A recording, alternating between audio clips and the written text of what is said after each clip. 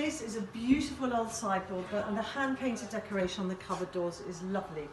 But firstly, let's look at the colour. The colours in this are blues and greens, with some of the original orange lacquer showing through in patches. So wonderfully distressed because it's early 1900s, so some of the original lacquer shows, and the wood has come through, but it's all been finished with this perfect sheen of clear lacquer, which has been hand applied. The handmade cabinetry shows up in beautiful solid doors with substantially chunky legs and a removable shelf in each of the 3 cupboards. There are dividers between each cupboard, so it doesn't go full length, it divides between each cupboard, and the solid brass tab handles, a very pretty adornment on each of the cupboard doors. The decoration is predominantly mountain scenes, which in Chinese culture symbolises very good fortune.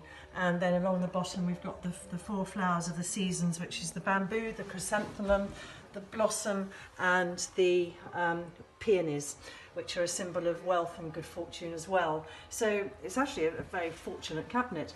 The doors have got lovely beading decoration around the edge, again in a blue, sort of teal blue and turquoise lacquer, and the neutral background to the mountains brings a pop to the colours they've used on the mountains, and the deer and some other animals you can see in there. So a little bit of reds and pinks coming through, but predominantly greens and blues and quite a beachy feel. Lovely distress finish, lots of natural wood, and a lovely example of oriental furniture.